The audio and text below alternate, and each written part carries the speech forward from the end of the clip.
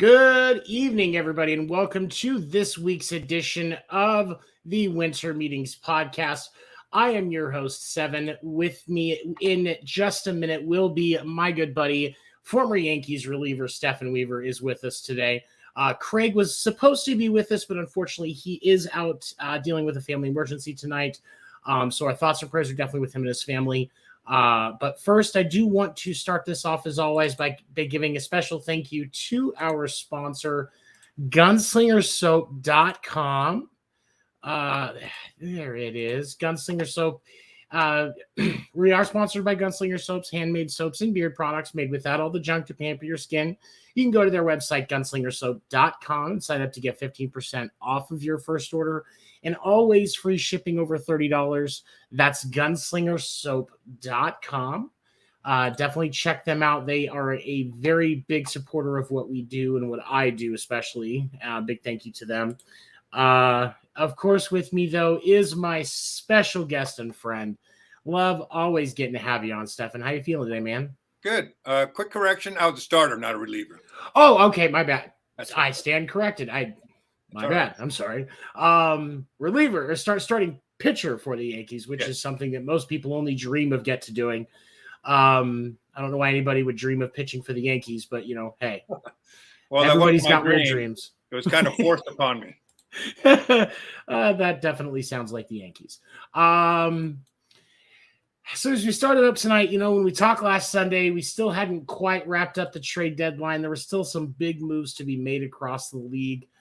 Starting, of course, with what was probably considered one of the biggest trades right before the deadline. The San Diego Padres acquired Juan Soto and Josh Bell from the Washington Nationals. Nationals in return got Luke Voit, C.J. Abrams, Robert Hassel III, who was the number one prospect, James Wood, who was the number 3 prospect, pitcher Mackenzie Gore, and pitcher Jarlin Susana, who is the number 14 prospect. The Padres are obviously working very, very hard to try and stay in wild card contention, because I don't think anybody's going to catch the Dodgers in that division at this point, because they've got, last I saw, it was like a 13 or a 14 game lead. I'll double check that here in just a second. But big move for the Padres. Stefan, I'll start you with this question. Do you think that this makes... How much of an impact do you think this has on the Dodgers' chances of going deep in October this year? Oh, I don't think it matters. I think the Dodgers have just as good a chance. I mean, they're not reactive; they're proactive. So right. I don't think it matters to them what other teams do. They just have to worry about themselves, and they're loaded. And they are. I mean, at the start of the season, we called this lineup Murders Row 2.0, as they are, really starting to finally fire on all cylinders as a team as we work towards October. It's 14 and a half games ahead of the Padres, and the Padres and the Dodgers are actually playing as we speak. The Dodgers are up 2-0.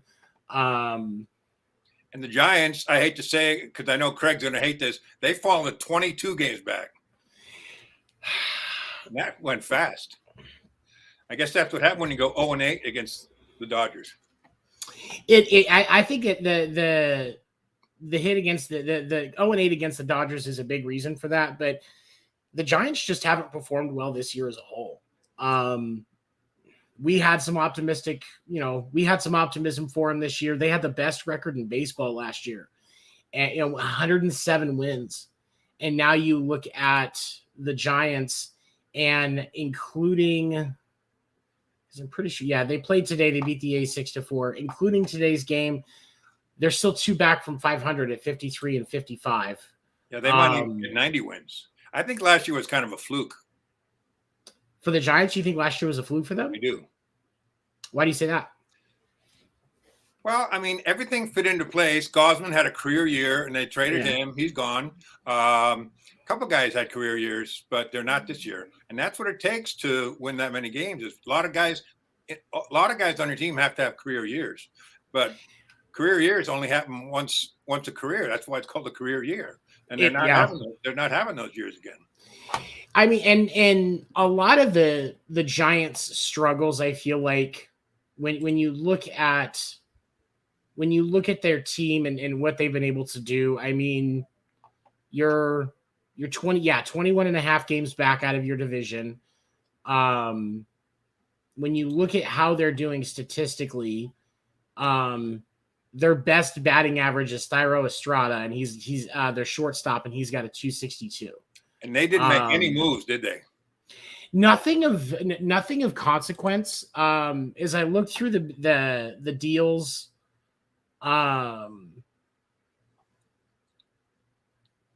don't.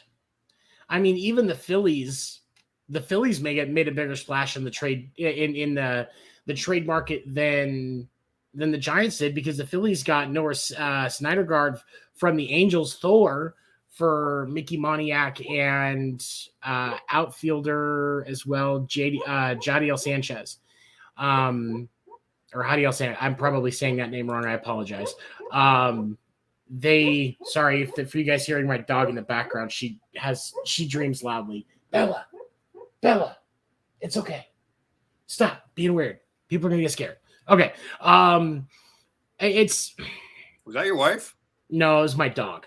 My service dog, Bella. When she dreams, sometimes she's, she talks in her sleep, basically. As I guess it's just way to explain it. They're not dreams, they're nightmares. And yeah, actually, Anthony Price, that was going to be one of the things that we talk about today, is the Baltimore Orioles have actually started to push up. They are ahead of Boston. They're actually they're closer to wild card. They're closer to being in the wild card than the Red Sox are right now. The Orioles are 56 and 52 right now, 7-3 in their last 10. And they're 3 games ahead of Boston now, factoring in the fact that Boston lost to Kansas City today. Boston has like 6 teams to go over. There are like 6 teams in front of them. Seattle, which I also think did pretty well at the trade deadline, getting Castillo. That was Seattle is going to be another wild card team that you have to watch. And I think, honestly, there's some wild card teams on both sides that are actually looking more interesting than some of the division winners we have. Like Anthony mentioned, the Yankees might be a bust this year, and Houston or Dodgers win the World Series. The top 4 teams in baseball right now across both leagues are the Yankees, the Astros, and then the Mets and the Dodgers. But the Yankees have a subpar 500 record since the All-Star break, and they've lost like 7 in a row. They got swept by the Cardinals. They did. And I've got a friend. I've got a friend that's a Cardinals fan. I've got a lot of friends that are Cardinals fans that are extremely happy about that. And with the Yankees, I mean, one of their biggest weaknesses was Joey Gallo. And Joey Gallo, the Dodgers picked up Joey Gallo in a trade for a AA prospect. And Gallo is actually, surprisingly enough, not doing too horribly since he came to the Dodgers. I'm not going to pretend that a ringing endorsement he is, I'm not going to pretend that he is doing super well, but I mean, well, anything's a step up from what was he hitting? 067? Yeah, he was definitely below the Joey Gallo line for sure. For those of you that are not aware, we have officially dubbed any batting average below a 100 as below the Joey Gallo line. But Gallo is even, I mean, and there's even, and I've got talked to some people in the Dodgers fan base, and there's some arguments. Some are trying to be supportive. Some are saying maybe send him down to Oklahoma City to get a swing back. The LA Magic has helped players before. So it'll be interesting to see. With the Soto trade, one of the things that I thought was interesting is San Diego's been trying to move Eric Hosmer for 2 years. And, they gave him this big contract, and then I guess really just immediately regretted it. Hosmer's I'm not going to claim he's the best player, but he's a consistent fielder, one of the better first basemen that I've seen in a long time, which is a very hard position and hard to stay good at consistently. And he was very instrumental when the Royals made their World Series run in 2015. So it did, but the Padres were trying to include him in the Juan Soto trade, but Hosmer has a no trade clause. and the Nationals were on his team of insta decline. But the Padres did end up getting rid of Eric Hosmer, as they sent him and two prospects, as well as the cash to pay for most of Hosmer's salary, to the Red Sox for pitcher Jay Groom, who is, I believe he's sitting in he was up at Worcester before he got traded. Or was he a double A? I can't remember. But Hosmer has immediately been put into action. He's already made some big, he's already a marked improvement because Bobby Dahlbeck has been struggling at the plate. I mean, and the other benefit for Hosmer is the Red Sox first base prospect, Cassis, actually went to the same school that Hosmer did in high school. They obviously didn't go together because Hosmer's been in the league for a while, but Hosmer ended up mentoring this young man a lot. So having Hosmer there makes it a little easier for Boston to pull him up. He's got that mentor there to work with him. And so I think that the long term is that can provide some stability, because Bobby Dahlbeck is not staying consistent. Although he had 6 home runs last week, he hit like 5 last month, which is good for him. Right. And he hit a bunch in Kansas City. He's moving in the right direction. And I will say that, and I don't know if the Hosmer trade sparked a flame in him or not. But, and I say this objectively as a fan, Bobby Dahlbeck, I would love for him to be Boston's long-term answer at first base. He's got a great personality. When he hits, when he's on at the plate, he can crush it. But, that's the hard part about these young guys is consistency. And it hasn't quite been there, but we'll see.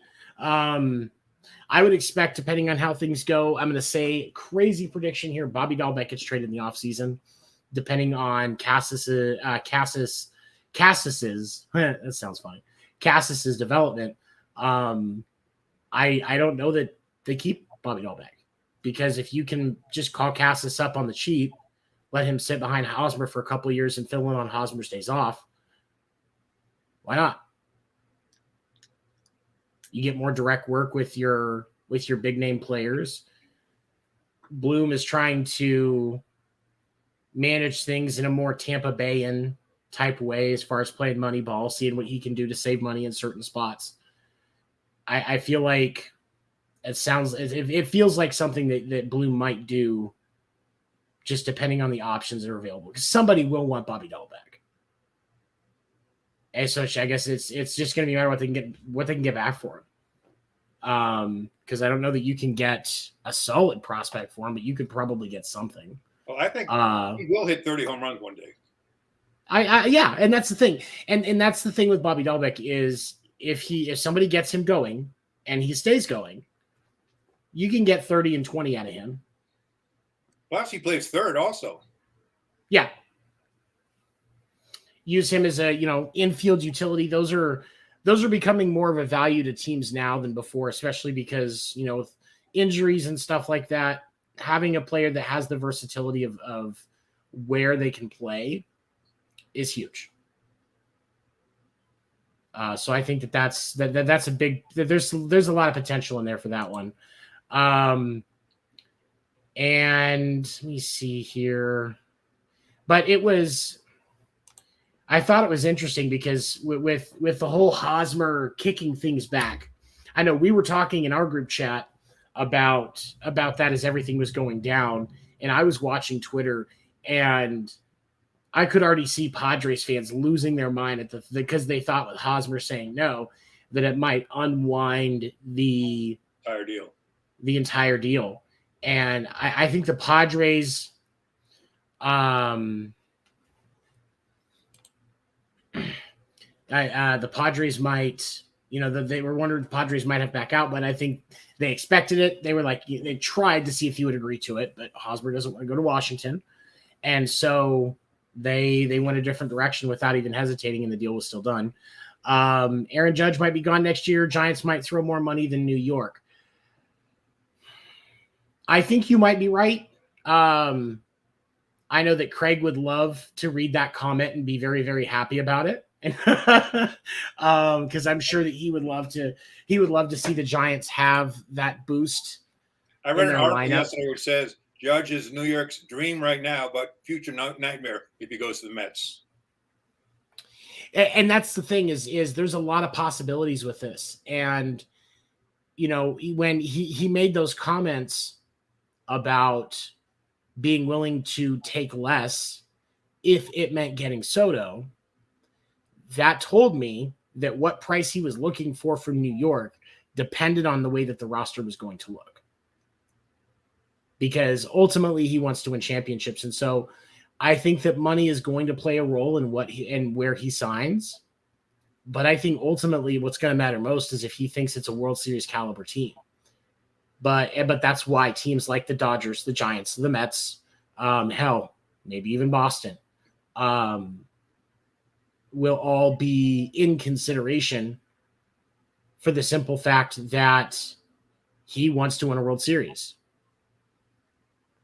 And that's the thing, the distance between like the offer that New York made to Aaron Judge was, if I remember correctly, was around $230 million, and he wanted more and he declined it. Well, if you look at the fact that he's having an MVP caliber season, because next week we are going to make early predictions on the yearly awards. And of course, Judge is probably the strongest front runner for AL MVP right now. But Judge is one of these times where a player gambled on themselves and is going to come out ahead. But the question remains, is it going to be in a Yankees jersey? And I don't know. If Steinbrenner was still alive, I wouldn't even think about Judge going anywhere else. But with Cashman and Boone and Hank, I don't know. It's honestly, it's hard for me to say, and I hate to say it like that, but I just can't see. I can't predict what they're going to do anymore. But plus, I think a lot will do depending on how they do this year. Like if they win the World Series this year, he might be more likely to stay, or it might not be because he's already won a ring. But it depends on how many rings he wants. But if they win the World Series this year, that's got to affect his thinking somehow. I think it has an impact on him, and I think that how the Yankees finish the season is also going to impact how the Yankees feel about Judge on the roster. Like, is his presence really making that much of a difference? And one could argue, obviously, it is. I mean, if you look at his stats, clearly he's making a difference. But most baseball teams, just like any other successful business, most baseball teams are looking at least 5 years into the future on what they expect. And with the possible options that you may have in all of those different scenarios that you come up with and have all your analysts take a look at, does Aaron Judge in the center of that mix change the results of the equation enough that it justifies giving him what's probably at this point now going to be north of $300 million to cover the actual market value of his production? Plus, he's 30 now, so I mean, I don't know who's going to sign to a long-term contract. I mean, he's not going to get a 10-year deal. He'll get 7 with I would say he'll get 7 with years 6 and 7 being club options. Front load the crap out of that deal. I mean, I'm talking you're the first. If it's a 7-year deal, the first 2 years of that deal are $75 million apiece. Like, you're front loading the crap out of that. Kind of like what Boston did with JD Martinez when they had re-signed him previously. I have no question in my mind that that's what's going to happen. It is worth noting also, while we're talking big contracts, that initially the conversations around Juan Soto appeared to have been you'd be needing to be willing to sign him to a $540 million 15-year deal. Nothing's been signed yet. So I'm wondering if now that he's not stuck in Washington, and he's on a team that's actually going to make noise if he's not a little bit more willing to quiet down and see what happens. Because there's so many people that don't consider the environment that an organization is, the environment that an organization has for a player has an impact on things. Like, absolutely, it's not hard to figure out that because of everything that's gone on in LA, Shohei is probably not re-signing with the Angels. Like, it's not hard to figure out. It's not that they don't have, it's not that they couldn't put a competitive team together and rebuild around Shohei, because they absolutely could. But with all of the things that have gone on in that clubhouse and all the trouble that they've gotten into behind the scenes, the drug dealing, the clubhouse guys getting caught selling sicky stuff to pitchers around the league. Like, there's so many different things that have gone on in that clubhouse that, a guy like Shohei who prefers to have a clean image, he doesn't want to be associated with that stuff. And so I would not be, if Shohei re-signs with the Angels, regardless of the dollar amount, I will be shocked. But I do think if the Angels are going to have a shot, they're going to have to add a couple of zeros onto that dollar amount, because it's going to be more expensive for them to keep him than I think it would other teams. Plus, I think they're going to need to add some pitchers. He's going to need to see that they're trying to improve. I'm sure he's not happy playing on a second to last place team. And I think that definitely has an impact on it as well. Because, especially when you're a generational talent like that, you want to be able to come away from that career with championships. Like, we can all talk about how good somebody is, but it don't mean a thing if you don't have that ring. Plain and simple. And these guys, they're all about the team, but they're all about the team because they want the team to win a championship, because these guys are building a legacy, while a lot of these kids are just building a career, which is still important. Good point, though. But there's a stark difference between building a legacy and building a career. Definitely. But it'll be interesting to see. I do think the Yankees backslide a little bit. If they don't find their groove, they may not even make the ALCS, which I would find as more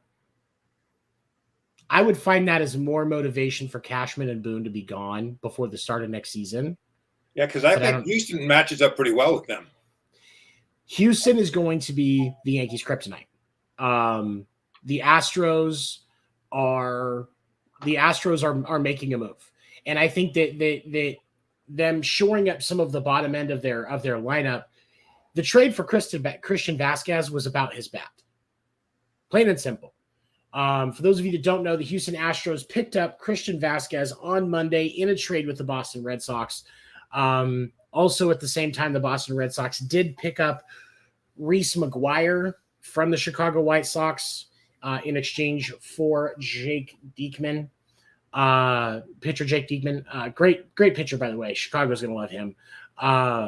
And Reese McGuire, he's a better bat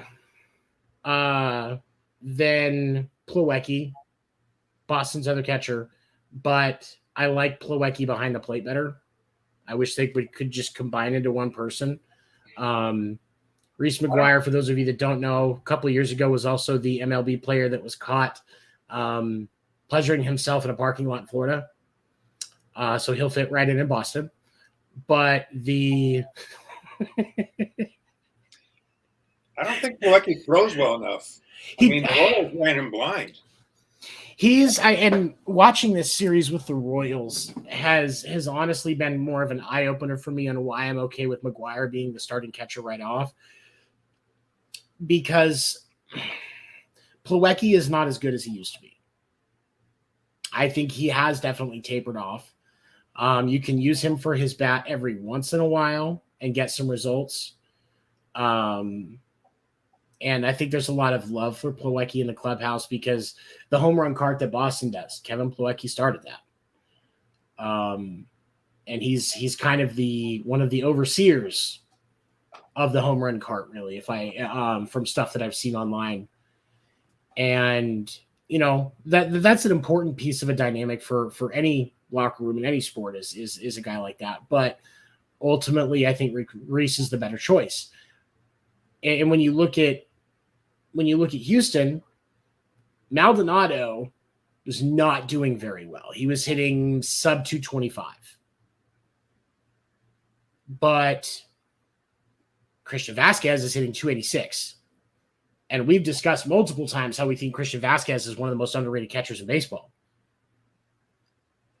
So it's that was when we look at this season at the end of the year, I think them picking up Vasquez is going to be viewed in a closer light to the Padres picking up Soto, because I think Vasquez's impact is going to come in the postseason just like it did for Boston last year.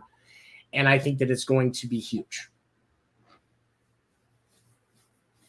But when you look at the other top teams in baseball, one of the other things I wanted to talk about today, we've kind of discussed it a little bit already, but the Braves and the Mets are currently in a series. It's 1, 2, 3, 4 is a 6-game series.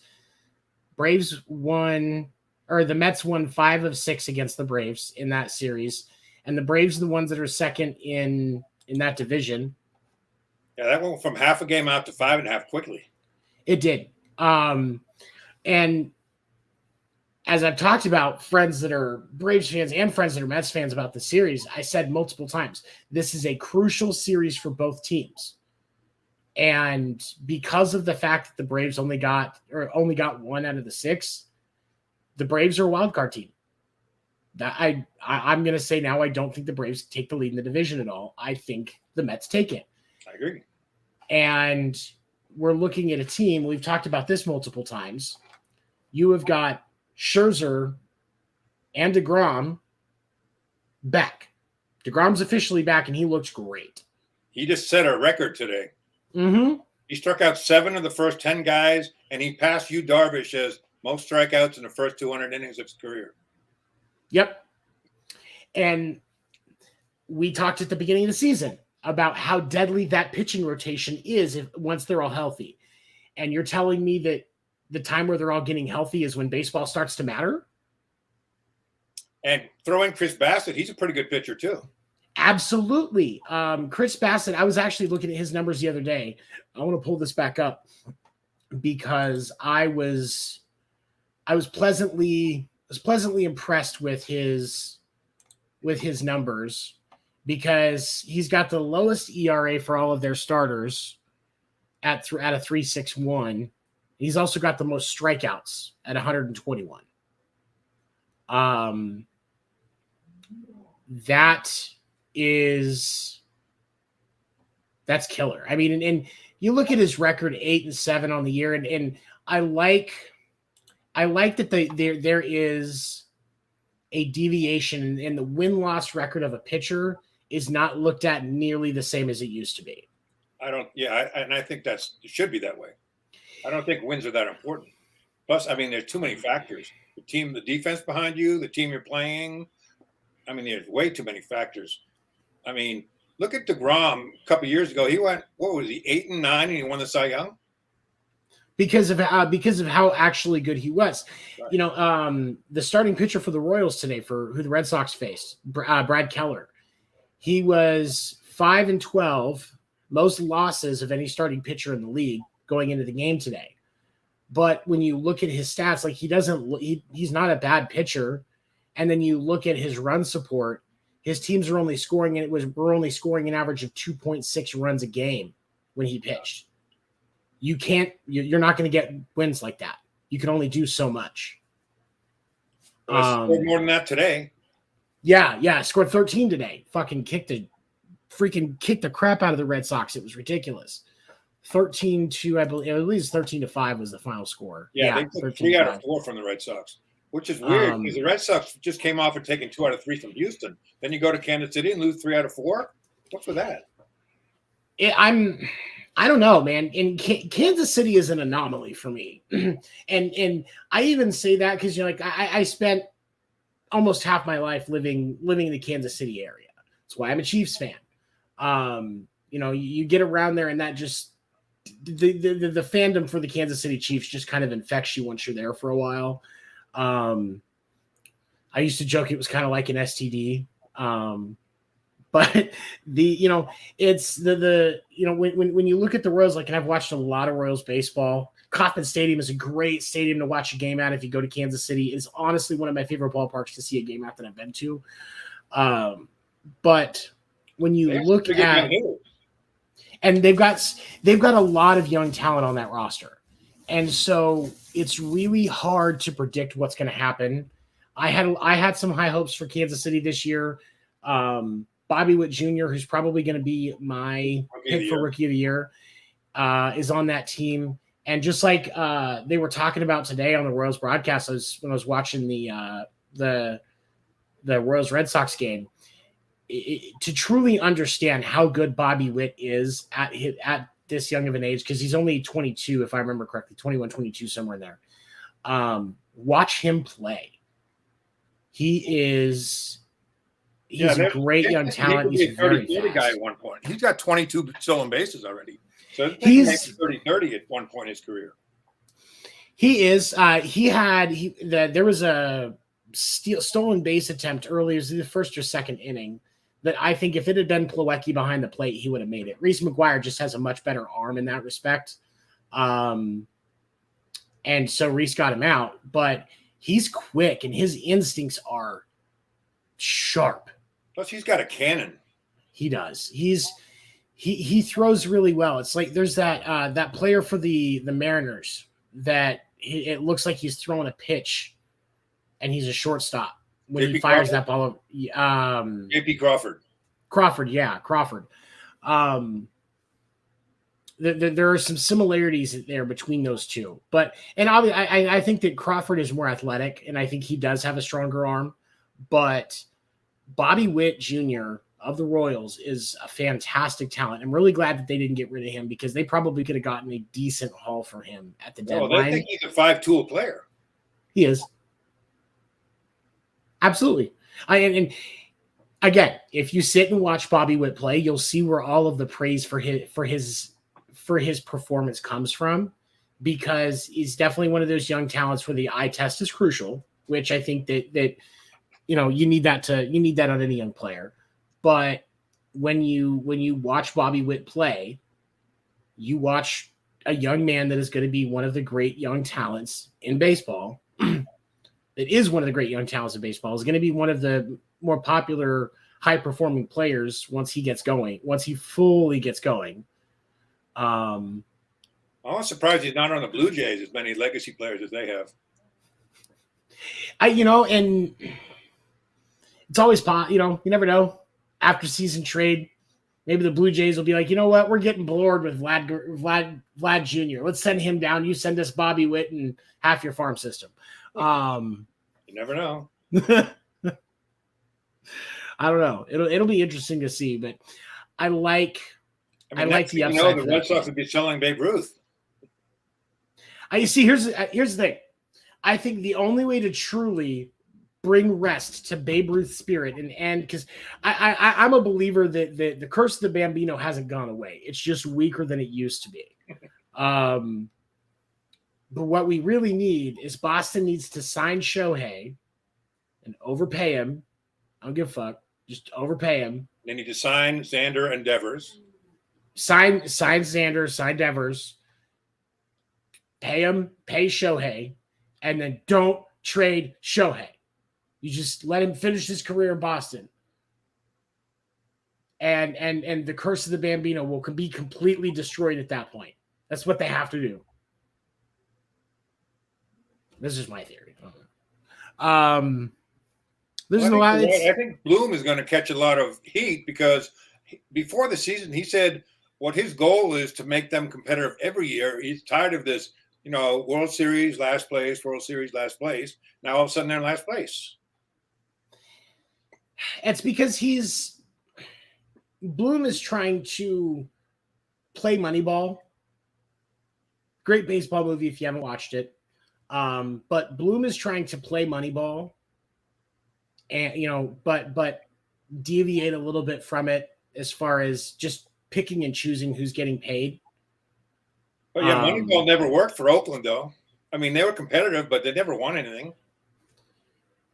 And I mean, Tampa Bay can go into October, but they don't. They by the end of the first, by the end of the first round, or by the end of the division round, Tampa Bay's gone. You're not going to see Tampa Bay in the ALCS anytime soon. It's just not going to happen, unfortunately, because you do have to spend money to win championships. That's the way it works. And prime example, one of the largest payrolls in baseball right now is also one of the best teams in baseball right now, and that's the Mets. Steve Cohen signed every check in his checkbook, handed it front office, and said, just make it happen. And the Dodgers too, I think. Mm-hmm. It's one of the reasons why the Dodgers didn't make any more aggressive moves at the deadlines. They don't need to. Right. They just need everybody. And I think the Kershaw injury stint, he'll probably spend a few weeks on the IL. He'll come back in time. He'll come back by the middle of September, make sure he's ready to go. Throw a couple shutouts.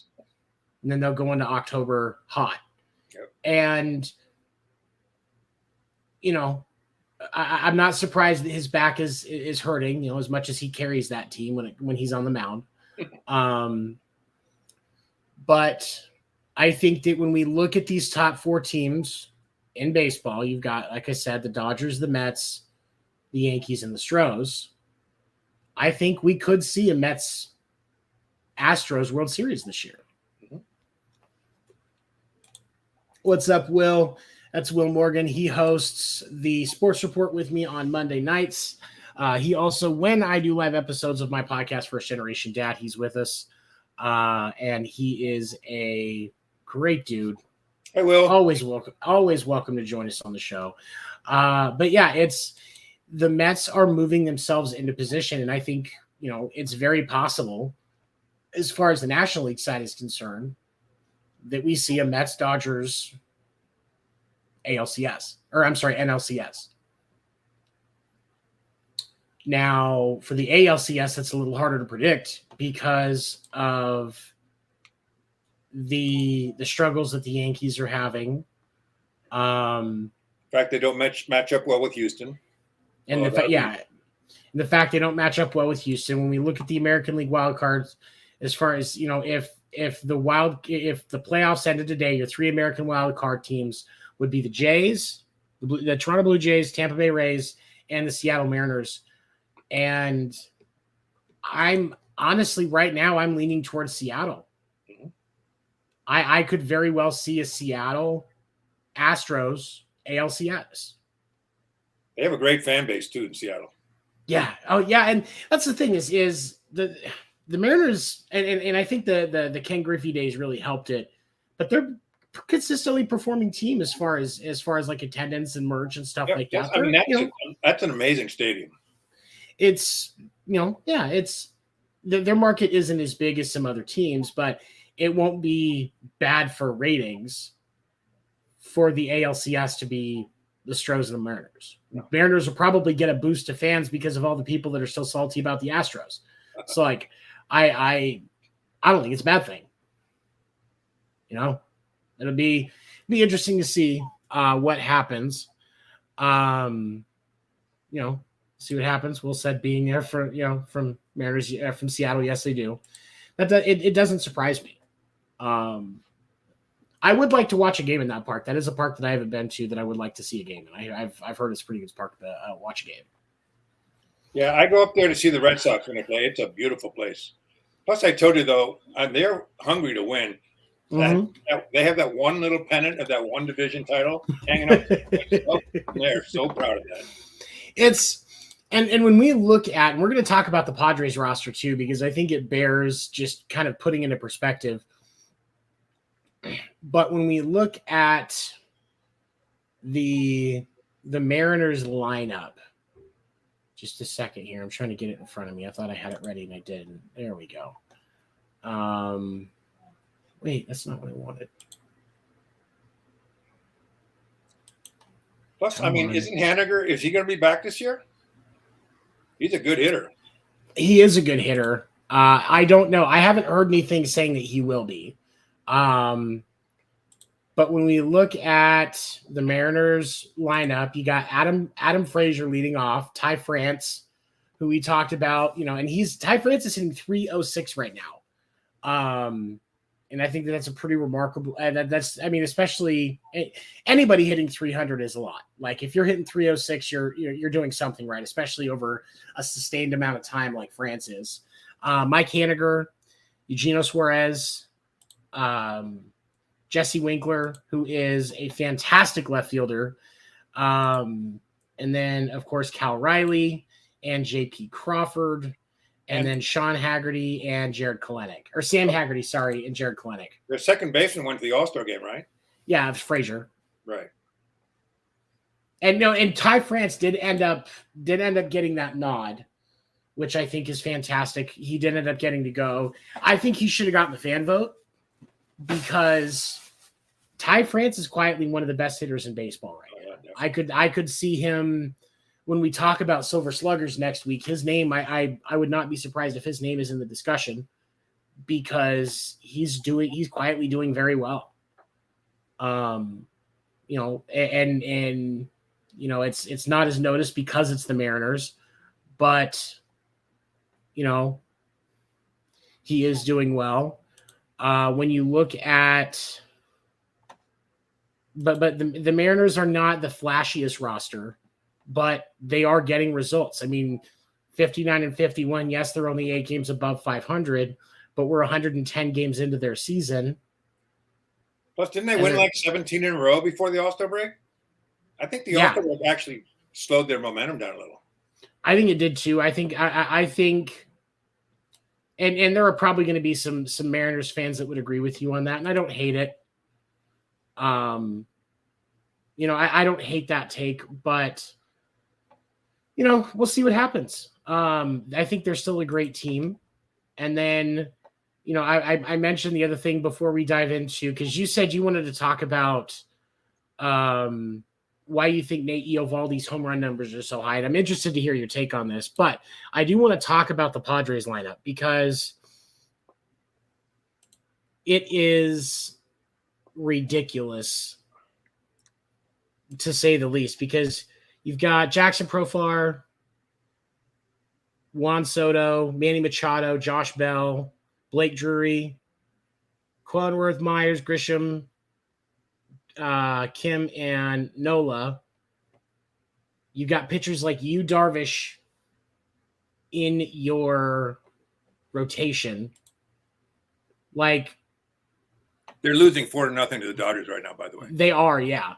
And that's the thing is, like, that's why I do believe they're going to, they're going to be a wild card team, but when they face the Dodgers, that's when they will lose. Mm-hmm. And if that's first round, sorry guys. Bye-bye. It is what it is. When we look at the wild card standings for the National League, though, you've got the Braves, the Phillies, and the Padres. The Braves have a 3-game lead on the Pack, and then the Padres have a 2-game lead on the Brewers, who are the next team that would be the closest team to being in the wild card hunt. But they still have a chance at the division, right? I mean, they're like tied with St. Louis. The Brewers, aren't they? The Brewers,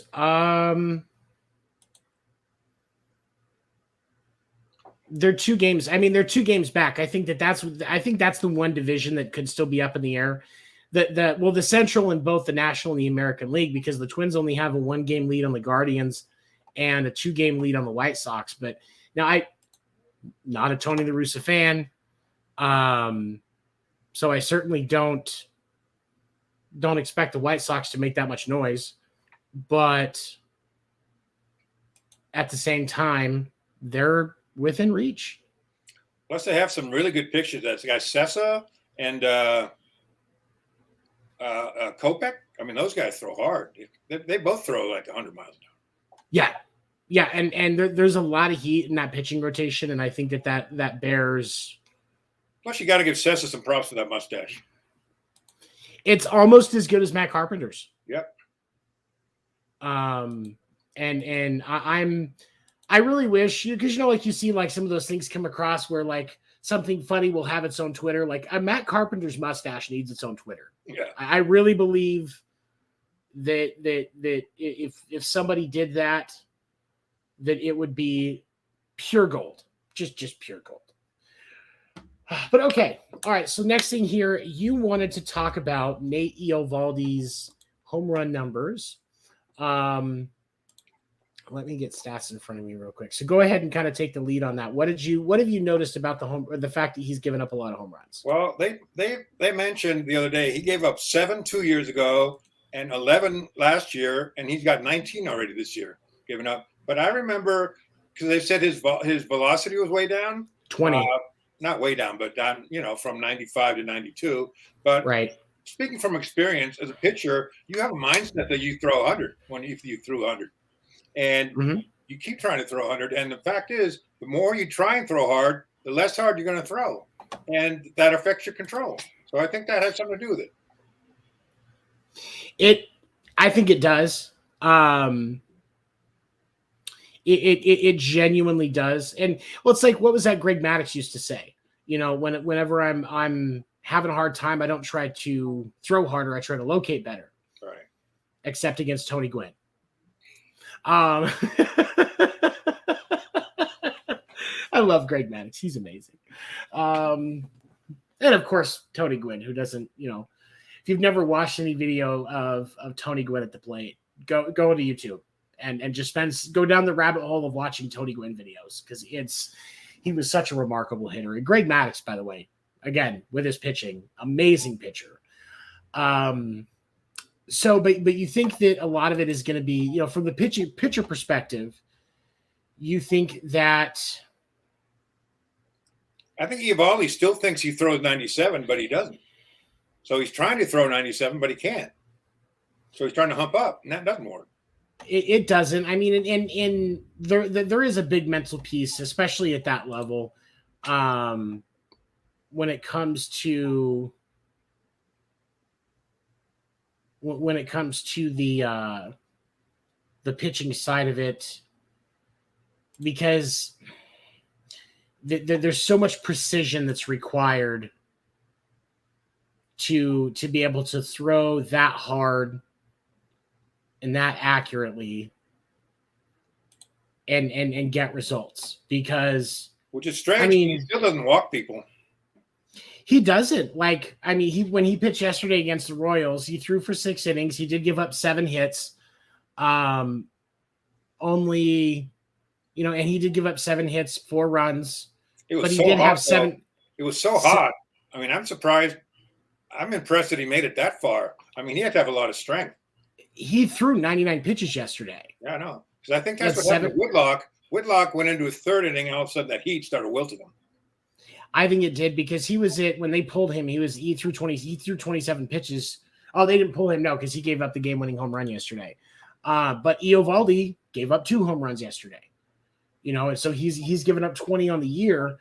I think, maybe you're right, because obviously the talent is there, so maybe the mental thing is what it is. So that ball was flying out of there. Everyone. I don't think a lot of people realize how much of a hitter-friendly ballpark it is. Have you ever been to a game at Kauffman Stadium? I have not. I'd love to, though. I think it's gorgeous. It's a beautiful stadium. It really is. And anytime I've gone to a game at Kauffman, when I go to games, I don't like going in upper deck, just because my ADHD asks, the farther away I am from the action, the less I'm going to pay attention to it. So I spend the money and I get lower bowl seats. But you can sit in a lower bowl in Kauffman Stadium for a reasonable price, which I think is good as well. Especially if you don't mind sitting down the left or right field line a little bit, you still have a great view. And the ball will fly out of that park. I mean, Johnny Damon, came to the Red Sox from the Royals. You know, there have been some great players who their hitting career was made by that ballpark. Yeah, especially when it gets that hot, the ball just flies. It's in the humidity there is so difficult to navigate, and a lot of that comes from the fact that the Missouri River is right there. You're less, yes, you're only a few miles from the Missouri River when you're at that stadium. And yeah, it's a river, but that river is big enough and strong enough that it has an impact on weather when it comes through, when that jet stream is going from west to east.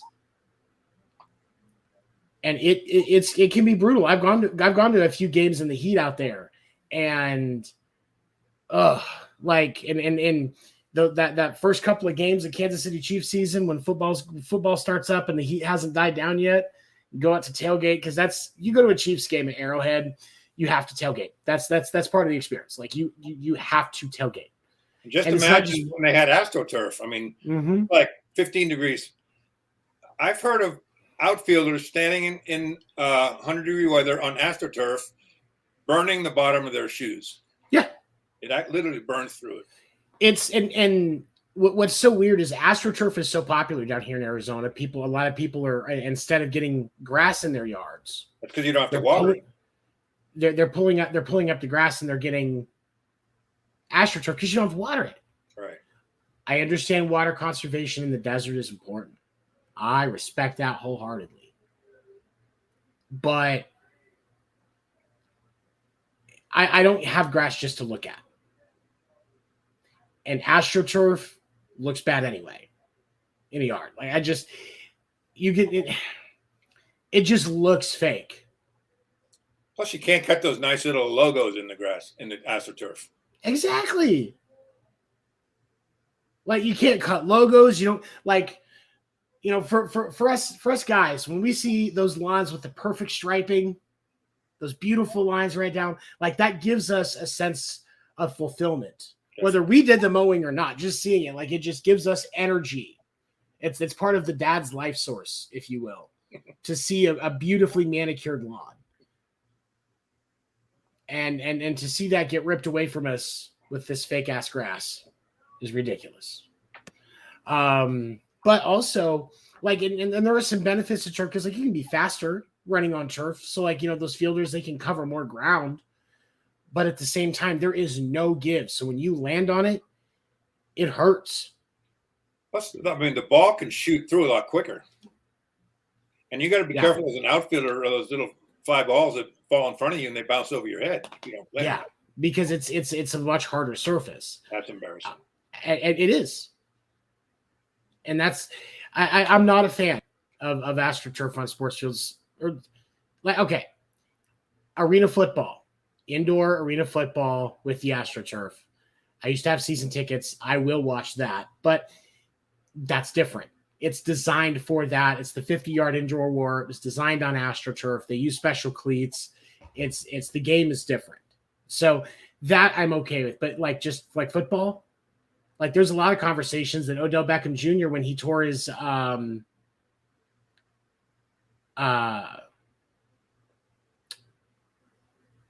was it MCL that he tore in the Super Bowl? ACL, MCL. Where was he tore? The OBJ tore in the Super Bowl.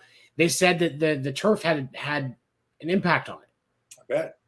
And it wouldn't surprise me. I don't, for those games like that are in that fashion, I don't like it. Each stick, they don't turn. It doesn't, and that's the thing, is there's no give. There's no give.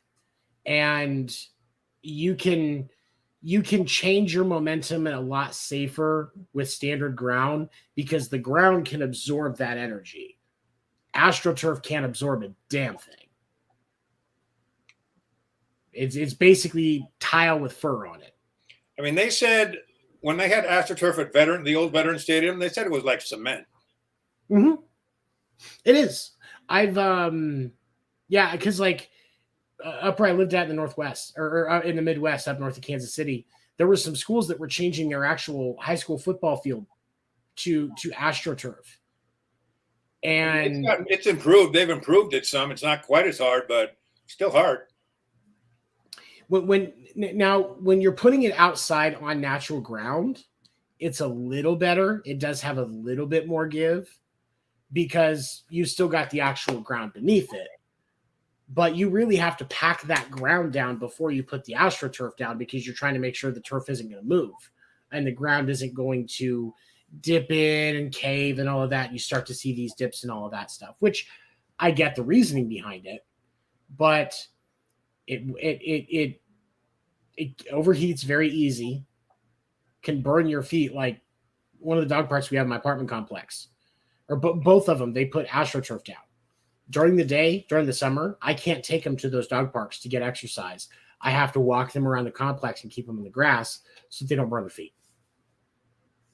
Because they refuse to wear the booties. Like I've tried to get the little shoe things, and I don't know that I'll live through it if I try to make them wear them again. So I wouldn't wear them either.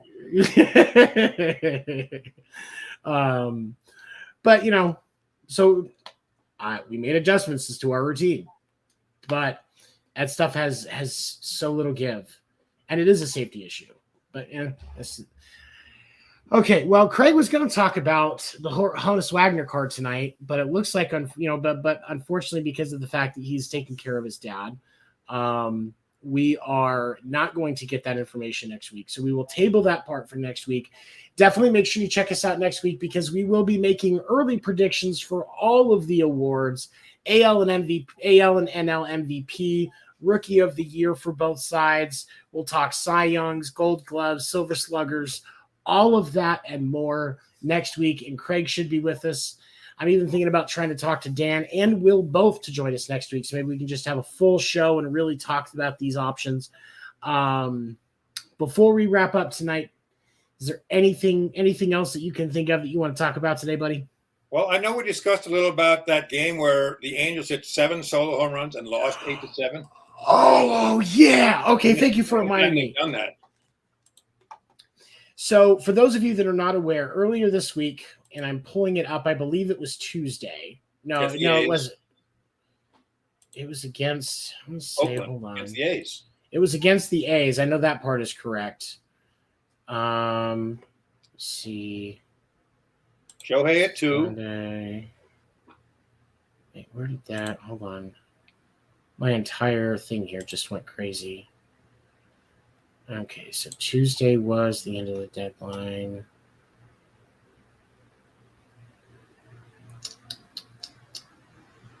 What day was that game? Nope, it wasn't that one. So it had to have been, was it Wednesday? Because I know the score of the game was 8-7. Oakland was 8-7. Yep. Okay, so it was Thursday. Excuse me. Thursday, the Angels the Angels were facing the A's at home, and we saw a remarkable performance as the Angels had 7 home runs. Suzuki hit one in the 3rd. Ward hit one in the 3rd. Walsh hit one in the 6th. Moniak hit one in the 9th inning off of Jackson, and that was actually his first home run of the season.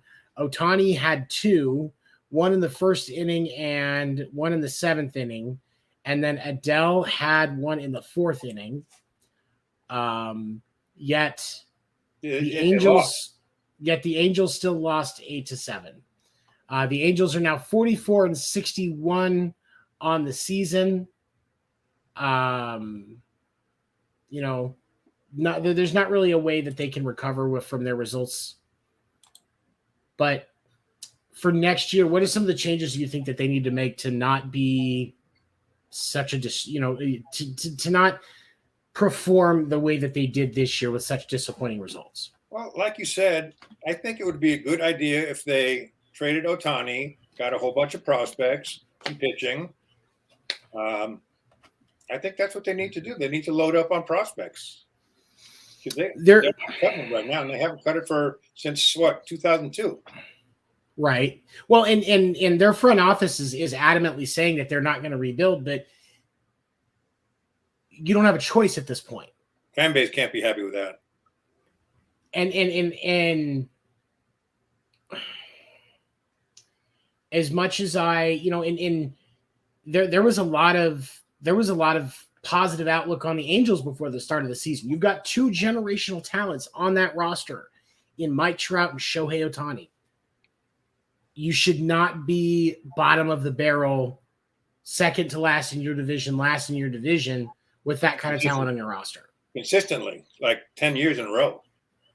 Exactly. And that's why I don't think Shohei's going to re-sign with him. And that's why I think that I had originally predicted that we weren't going to see Soto or Shohei traded during the season because it was going to be a lot easier to get comparable offers from teams in the offseason when they could back build without it impacting on-field product. And I was wrong about Soto, but the Padres also, sent them some pretty good weight. Luke Voit is not a bad player. With the prospects and everything, I think that San Diego definitely got a good return, or that the Nationals got a good return on that. Yeah. But the Angels, I think in the offseason, you take offers from the teams that are going to want him, like Boston, like the Yankees would probably make a play for him. Do you think they keep the manager? The guy that's the interim? Nevin. Yeah, Phil Nevin. No, I don't think Phil Nevin's going to get the team. I think they're going to be shopping in the offseason. I think we see a new guy come in. I think that's how they try to approach it, is they bring in a new guy with a different vision to try and see if he can do something with the roster. Make some trades, sign some free agents.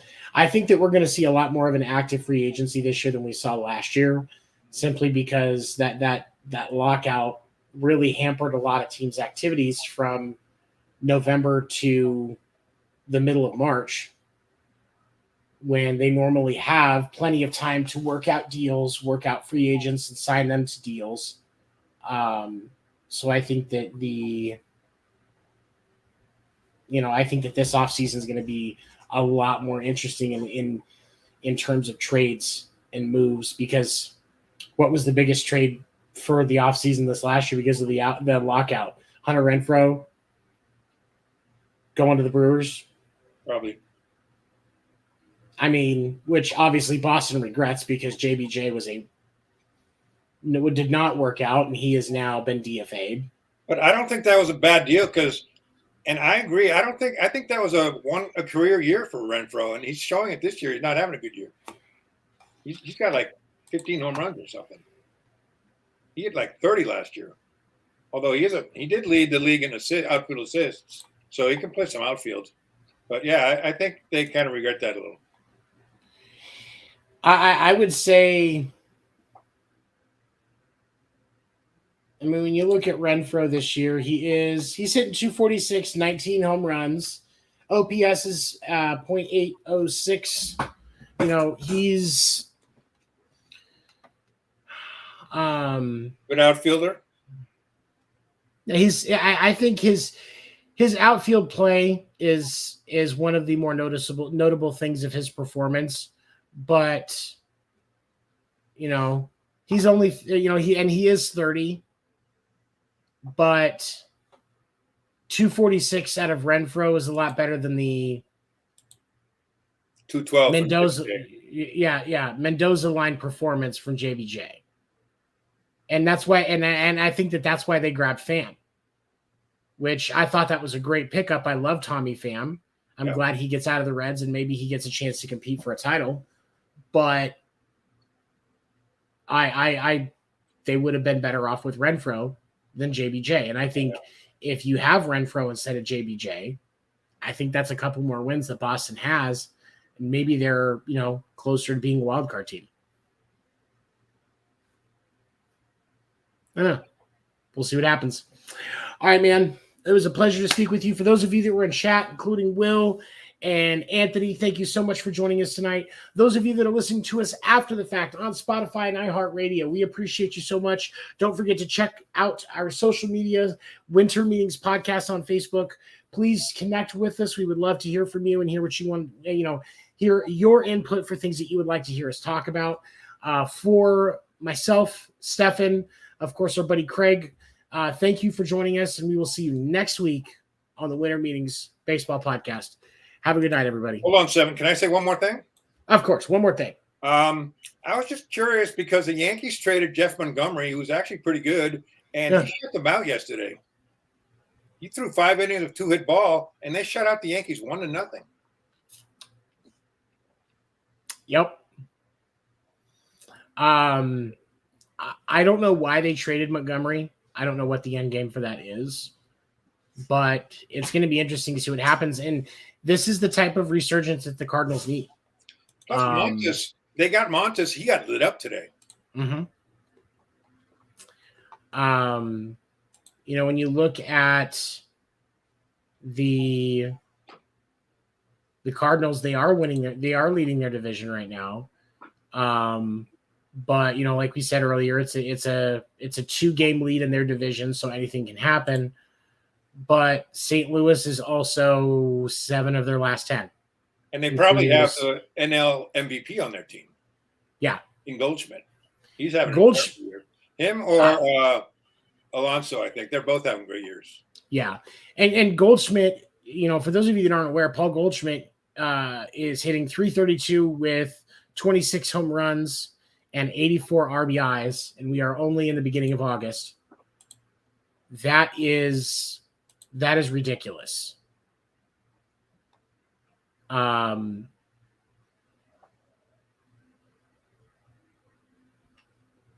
it's the Cardinals are going to be, and that's the thing is that's why I think the Cardinals are. I have them penciled in for their division. Of course, the Dodgers and the Mets I have written in pen, but you pretty much pencil in the Cardinals every year. But that's the thing but that's also the hard part about the Cardinals is you can see them in October, but how often do they actually do anything with it? Because since Tony La Russa left, ironically enough, they just haven't. Well, they've made the postseason. They got swept by the Red Sox in 2013, didn't they, in the World Series? Yep.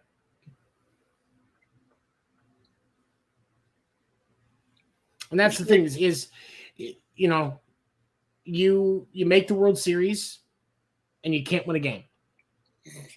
ALC or NLCS lose 4-2. There's so many times where they've just been right there and they couldn't close. Could this be their year? Absolutely. Do I think it's going to be their year? No, I think they'll be out in the second round. But we'll see what happens. All right. Was there anything else, buddy? I won't interrupt anymore. Okay. Thanks, everybody. Well, for those of you that were watching live, again, we appreciate you joining us. Those of you joining after the fact on Spotify and iHeartRadio, as well as Amazon Music and Audible, we appreciate you as well. Join us next week as we go over our predictions for all of the season awards. And we will see you next week right here on the Winter Meetings Podcast. Have a good night, everybody. Take care. Good job, Tony.